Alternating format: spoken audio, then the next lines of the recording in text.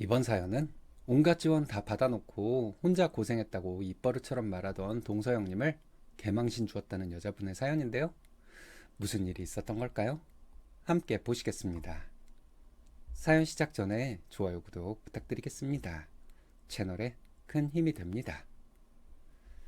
안녕하세요. 특혜는 다 받아놓고 자기는 고생한 척하는 동서 형님한테 시원하게 할 말 다 해버렸습니다. 다른 분들은 어떻게 생각하는지 궁금합니다.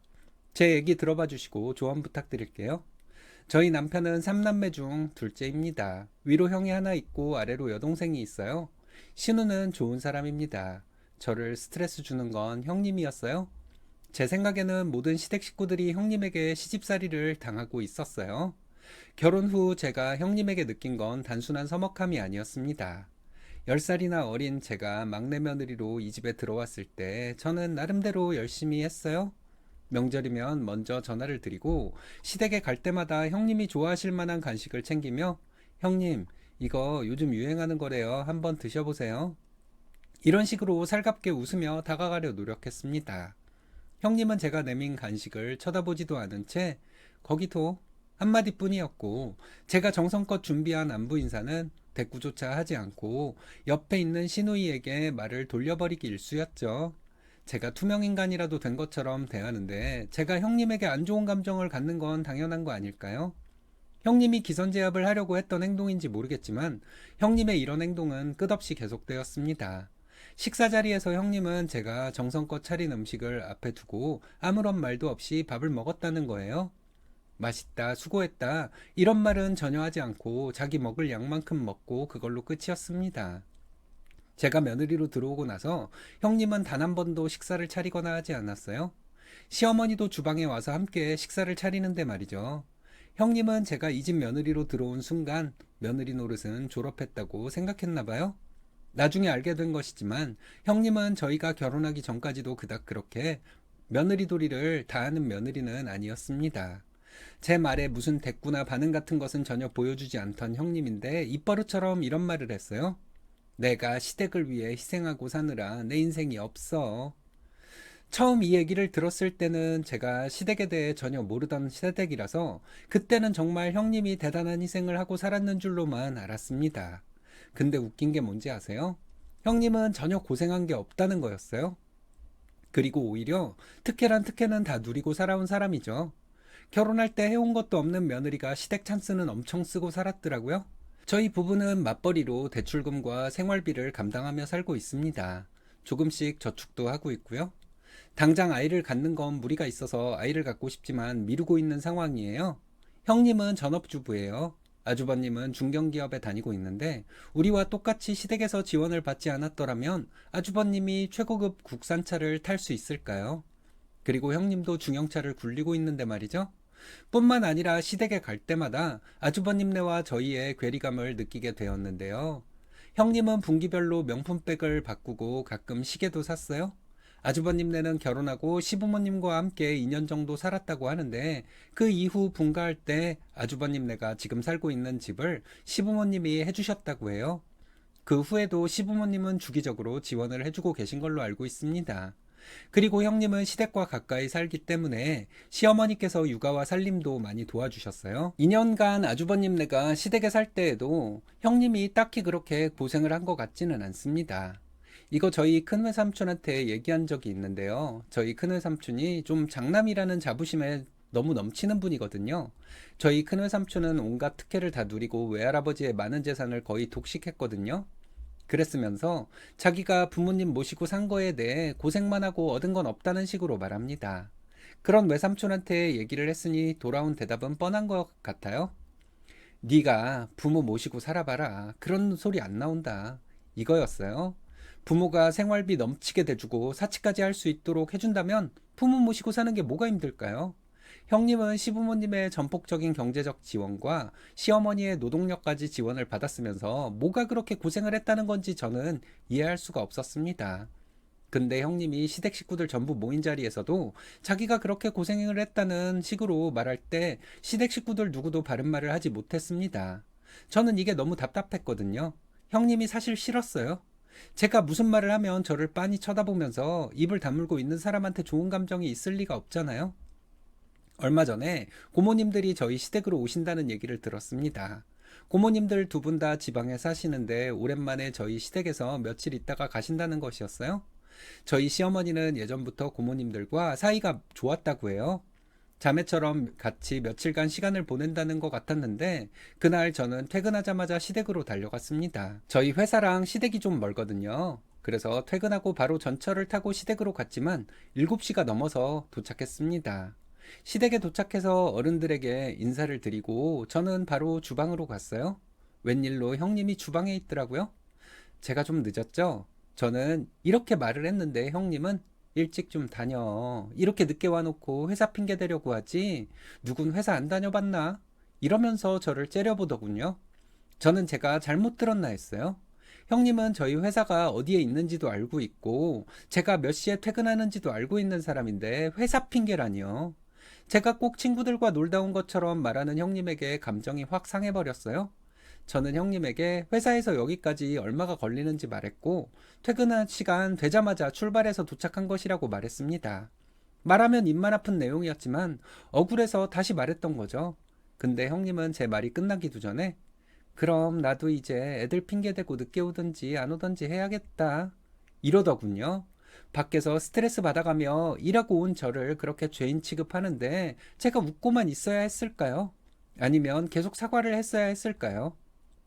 형님이 이런 식으로 계속 얘기를 하고 있으니까 옆에 있던 신우가 민망해했어요. 언니, 작은 언니가 뭐 그렇게 잘못했다고 그래. 이러면서 중재를 하려고 했어요. 신우는 제가 봤을 때 상식적인 사람이에요. 신우가 형님의 상식 없는 소리에 강하게 대응하지는 않지만 상식을 가지고 있어서 대하기가 편합니다. 식사를 준비하는 내내 저에 대한 형님의 구박은 멈추지 않았습니다. 늦게 도착해서 마음이 급해 허둥대는 저에게 형님은 너랑 하니까 정말 정신없다. 눈치도 없고 분위기 파악도 안 되니? 이러더군요. 저랑 일해본 적이 몇 번이나 있다고 형님은 이딴 소리를 하는지 참 어이가 없었어요. 저는 대꾸하면 또 무슨 소리가 나올지 몰라 그냥 입 다물고 눈치껏 일했습니다. 식사가 끝나고 저는 늦게 온 미안함에 서둘러 설거지를 하려고 했어요. 시누이는 한사코 회사 일하고 와서 피곤할 텐데 쉬어요 언니. 이러면서 제 고무장갑을 뺏으려고 했어요. 저는 늦게 왔으니 내가 설거지하는 게 당연하다며 제가 하겠다고 했어요. 근데 갑자기 형님이 아가씨 그냥 동서가 하게 둬요. 동서가 시집 와서 설거지 몇 번이나 했다고 이러더군요. 저는 지금까지 형님이 설거지하는 거 본 적이 없고요. 시댁에 모여서 식사하면 차리는 것도 설거지도 저와 남편이 거의 다 했습니다. 그런데 이런 소리를 하니 너무 화가 나잖아요. 신우가 집이 좀 멀어서 시댁에 자주 못 오기 때문에 시댁이 어떻게 돌아가는지 모른다고 형님이 이딴 식으로 말하니 정말 짜증이 났어요. 결국 제가 설거지를 하려고 하는데 제 등 뒤에서 형님이 설거지가 편하겠지. 식탁 정리하고 다과상 차리는 게 훨씬 힘들어. 이러더라고요. 뭐가 더 힘들고 덜 힘든 게 중요한가요? 제가 늦게 온 건 늦게 온 거니까 설거지를 하겠다고 한 건데 그걸 또 이런 식으로 몰아가는 형님을 이해할 수 없었습니다. 설거지가 거의 끝나갈 무렵 형님의 공격은 한층 더 노골적이고 비상식적으로 변했습니다.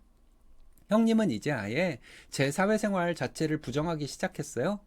명절 전전날 와서 자고 새벽부터 일어나서 같이 전부 쳐야 한다 이러더군요. 명절 지난 지가 얼마나 됐다고 이런 말을 뜬금없이 하는지 정말 어이가 없더라고요. 이런 걸 시부모님이 정해둔 규칙이라면 제가 기분이 나쁘지는 않았을 거예요. 근데 아주버님네는 저희보다 명절에 항상 늦게 오는 사람들이거든요. 회사에서 눈치 보며 겨우 반차 하나 내는 것도 얼마나 가시방석인지 형님은 전혀 모르는 사람 같았어요. 제가 참고만 있을 수는 없을 것 같아서 조심스럽게 형님에게 말했습니다. 회사에서 마음대로 쉬는 게 거의 불가능하다는 거 형님도 알지 않느냐고요. 회사 핑계를 대고 며느리 돌이 못할 것 같으면 회사를 그만두던지 해야지 뭔 소리냐고 하는 형님의 말에 저는 말문이 막혔어요. 며느리가 둘인데 하나는 회사 핑계 대고 그렇게 요령을 피우면 자기 혼자 어쩌라는 거냐고 소리를 지르기까지 하더라고요. 저는 될 대로 되라는 생각이 들었고 이성을 잃어버렸어요. 형님의 억지를 듣고 넘기면 다음은 또 뭘로 나를 괴롭힐까? 이 생각이 먼저 들었거든요. 퇴근하자마자 달려온 사람한테 그게 무슨 말도 안 되는 억지냐고 저도 언성을 높였어요. 역시나 형님은 윗사람이 하는 말에 어딜 정색을 하고 덤비냐며 더 소리를 지르더군요. 고모님들도 계시고 해서 참으려고 했지만 저는 그때 눈에 보이는 게 없는 상태였습니다. 시부모님과 고모님들도 오셔서 왜 그러냐고 말리시고 있는데 제가 형님에게 말했어요. 솔직히 말해서 나는 형님이 부럽다. 시부모님 2년간 모셨다는 이유로 온갖 특혜 다 누리고 시어머니한테 파출부 노릇까지 시키지 않았냐. 그리고 경제적 지원은 얼마나 많이 받았냐. 시부모님 모시고 살 때부터 지금까지 솔직히 형님이 며느리 노릇한 거 하나라도 있냐. 그런 사람이 왜 그렇게 고상한 척 하는 거냐. 혼자 그렇다고 하면 아닌 게 그런 게 되는 줄 아냐. 이렇게 쏘아붙였습니다. 형님은 얼굴이 새빨갛게 달아올라서 어쩔 줄 모르고 있더라고요. 시댁에서 처음 겪는 일이니 당황을 했던 것 같습니다. 시부모님도 그렇고 시누이도 형님에게 한마디도 한 적이 없었으니까요. 그리고 저도 그때까지는 형님이 아무리 이상한 소리를 해도 그냥 한 귀로 듣고 한 귀로 흘렸으니까요. 솔직히 저는 형님에게 바른 말을 하면 형님이 억울한 척하면서 화를 낼 게 뻔한 사람이라는 걸 느낌으로 알고 있었기 때문에 가족의 평화를 위해서 입을 다물어 버렸던 거예요.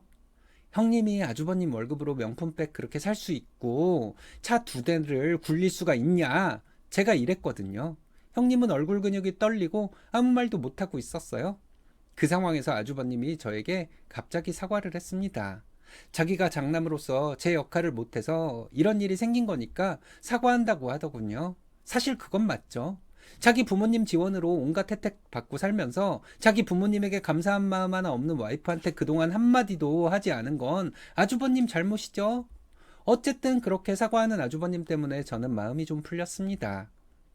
아주버님의 사과로 형님이 더 궁지에 몰렸을 테니까 말이죠. 그리고 저는 형님에게 한마디 더 했어요. 형님은 어느 며느리보다도 훨씬 더 큰 혜택을 시댁으로부터 받았고 시댁에 대한 고마운 마음은 전혀 없는 사람이니 앞으로 똑바로 살라고요. 그런 식으로 하는 건 남편을 비롯해서 시댁 전체를 무시하는 거니까 그런 줄 알고 반성하며 살라고 했습니다. 형님은 아무 말도 못하고 있었는데 시어머니도 한마디 하셨어요. 제 말 하나도 틀린 거 없다고요? 형님은 울면서 뛰쳐나갔고 아주버님은 짐을 챙겨 따라 나갔습니다. 저는 시부모님과 고모님들께 죄송하다고 말하고 집으로 돌아왔어요. 시댁에서 나오자마자 남편에게 전화했더니 남편은 거의 다 왔다고 하길래 만나서 함께 집으로 왔습니다. 집에 와서 남편에게 시댁에서 있었던 일을 전부 말했는데 남편은 너무 통쾌하다면서 좋아하더라고요. 다음날 시어머니에게 전화드렸어요. 시어머니는 제가 잘못한 거 하나도 없다고 하시면서 당신이 어른으로서 공정하지 못했기 때문에 이런 일이 생긴 것이라고 하셨습니다. 안 그래도 이걸 가만히 있으면 안 되겠다 싶었는데 제가 나서서 말을 잘했다고 하셨어요.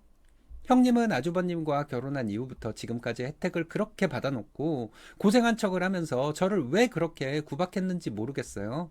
그런 형님한테 제가 계속 구박을 받을 이유는 없잖아요. 형님이 그동안 행동한 것을 보면 형님은 시부모님도 자기 아래로 생각한 거 아닌가 싶습니다.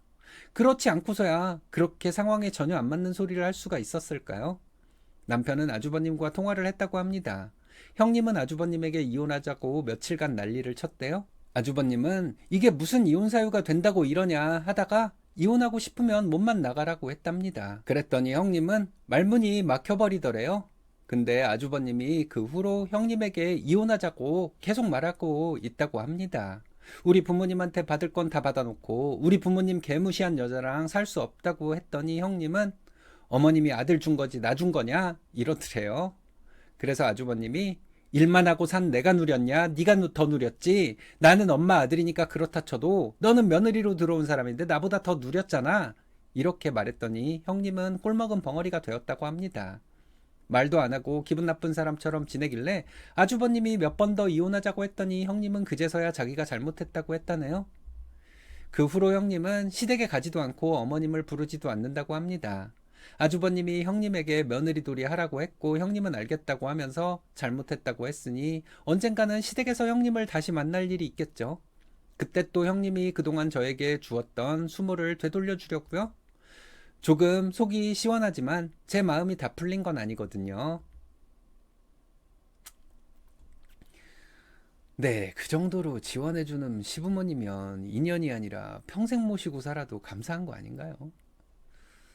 그냥 닥치고 시부모님한테 감사한 마음만 가끔 표현하면 평생 누리고 살 텐데 형님은 왜 배은망덕을 했는지 모르겠네요. 이유를 굳이 찾자면 형님의 지능 문제 아닐까 싶어요. 어디서 주워들은 대로 며느리 맏며느리라고 폼 잡고 싶고 도리는 하기 싫고 누리고는 싶고 이걸 다 이루려고 했다는 건 형님이 머리가 많이 나쁘다는 뜻이겠죠?